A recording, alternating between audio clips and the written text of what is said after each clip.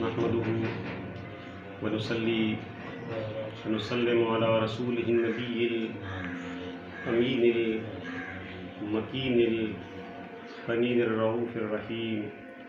أما بعد، فقد قال الله تبارك وتعالى في كلامه المجيد والفرقان الحميد: كل نفس ذائقة الموت ونبلوكم بالشر والخير فتنة وإلينا ترجعون.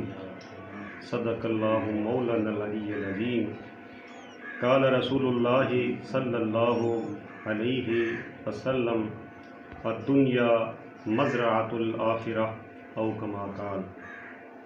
نشان مرد مومن با تو گویم، نشان مرد مومن با تو گویم، چو مرگ آیت تبسم بر لب اوست. لوگ یہ سمجھتے ہیں کہ یہ جو زندگی ہے بالکل بیکار ہے، فضول ہے، بے معنی ہے، اس کا نہ کوئی مطلب ہے نہ کوئی مقصد ہے. اس دنیا میں بس آؤ، eat drink and be merry for tomorrow you have to die. کھاؤ پیو مزے اڑاؤ، کل تم نے مر جانا ہے. اللہ تبارک و تعالیٰ کی ہر کتاب میں بالعموم اور بالخصوص قرآن مجید میں تو اس کی نفی اس انداز میں کی گئی ہے کہ رونگٹے کھڑے ہو جاتے ہیں. اللہ تبارک و تعالیٰ نے اپنے کلام مجید میں فرمایا: ذرہم یاکلوا. ذرہم کا مطلب ہے جیسے ہم کہتے ہیں نا، وہ اس کا ذکر چھوڑو، اس کی بات ہی نہ کرو. یعنی ایسے لوگ جن کی یہ فلسفی ہے یا جن کے تھاٹس ہیں یا جن کی یہ سوچ ہے کہ یہاں اس دنیا میں صرف کھانا پینا اور مچلتے ارمانوں کو پورا کرنا یہی زندگی ہے، اللہ تبارک و تعالیٰ نے ایسے لوگوں کا نام لینا بھی گوارا نہیں کیا اور کہا: ذرہم، اے میرے نبی انہیں دفع کرو. یہ لوگ اتنے ہیں ہی نہیں معتبر کہ ان کی سوچ کو، ان کی فلسفی کو، ان کے تھاٹس کو، ان کے نظریات کو آپ پیش نظر رکھیں یا دھیان دیں. ذرہم، دفع کریں انہیں. جو یہ کہتے ہیں، کیا کہتے ہیں؟ یاکلو، کہ بس جو ہے کھانا پینا جو ہے یہی موج مستی کا جو ہے نظام ہے.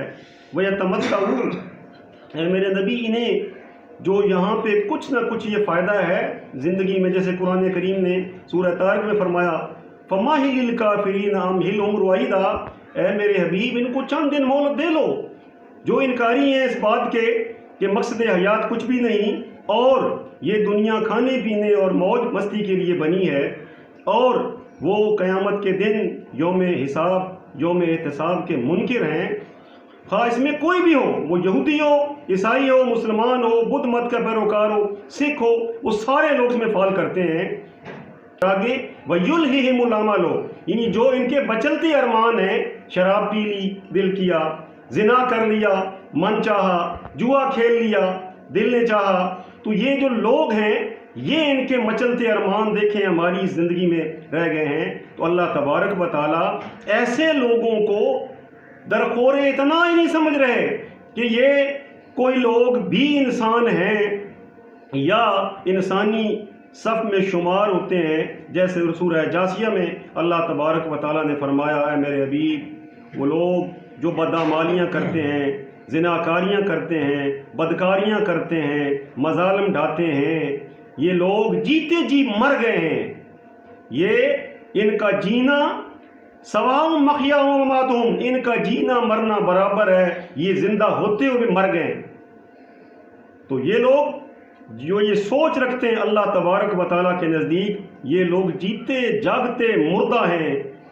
اللہ تبارک و تعالیٰ آگے بیان فرما رہے ہیں اسی سورہ جاسیہ کی آیت میں کہ اے میرے حبیب، جو یہ لوگ سواء محیاہم ومماتہم ساء ما یحکمون، اور جو لوگ ان لوگوں کو زندہ سمجھتے ہیں کہ یہ لوگ بھی زندہ ہیں یا یہ جو ہے نا انسان ہیں یا یہ جو ہے ہر ایک اللہ کی نعمت سے متمتع ہو رہے ہیں اور یہ بھی زندہ ہیں، اللہ تبارک و تعالیٰ کے ہاں جو لوگ ان کو زندہ سمجھتے ہیں، اللہ تبارک و تعالیٰ فرما رہے ہیں کتنے غلط وہ لوگ فیصلہ کرتے ہیں. اللہ تبارک و تعالیٰ فرما رہے ہیں فَسَوْفَ يَعْلَمُونَ، بہت جلد یہ لوگ جان جائیں گے.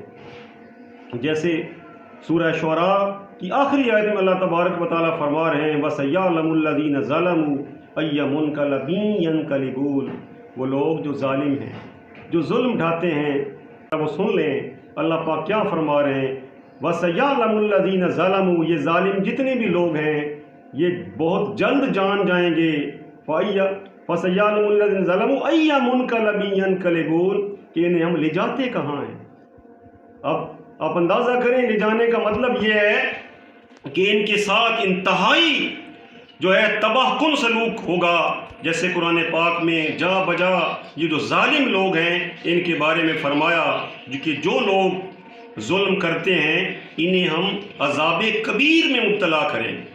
اب اس میں عذاب کبیر جب ذکر آیا، دیکھیں عذاب عظیم بھی آیا کئی مقامات پر، اس کے علاوہ عذاب الہون بھی آیا، اس کے علاوہ اور بھی اللہ تبارک و تعالیٰ نے اپنے عذاب کے کوڑے کا ذکر کیا، سوتا عذاب، میرا عذاب کا کوڑا ان پر برسے گا۔ لیکن یہاں اس جگہ پر اسپیسیفکلی جو ہے وہ ارشاد فرمایا کہ یہ جو لوگ ہیں اس میں مبالغے کا صیغہ ہے، حد سے زیادہ، جیسے اللہ تبارک و تعالیٰ کی ربوبیت کی انتہا کوئی نہیں ہے، یہ جو ظالم ہیں ان کے اوپر عذاب جو وارد ہوگا اس کی کوئی انتہا نہیں، اس میں کوئی لیمیٹیشن نہیں ہے، کوئی حد نہیں ہے، اور یہ اللہ تبارک و تعالیٰ کا کلام ہے۔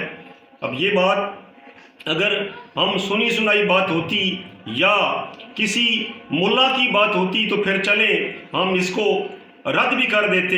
اب جب اللہ تبارک و تعالیٰ کا قرآن یہ بیان کر رہا ہے تو پھر ان ظالم لوگوں کو کچھ نہ کچھ احساس کرنا چاہیے۔ میں آیت پڑھتا ہوں ان الذین فتنوا المؤمنین والمؤمنات، جن لوگوں نے ستایا، صرف تنگ کیا، ظلم کی بات بعد میں ہے، صرف ستایا، تنگ کیا اور پھر تائب نہ ہوئے، فَلَهُمْ عَذَابُ جہنم، ان کے لیے جہنم کا عذاب ہم نے تیار کر رکھا ہے۔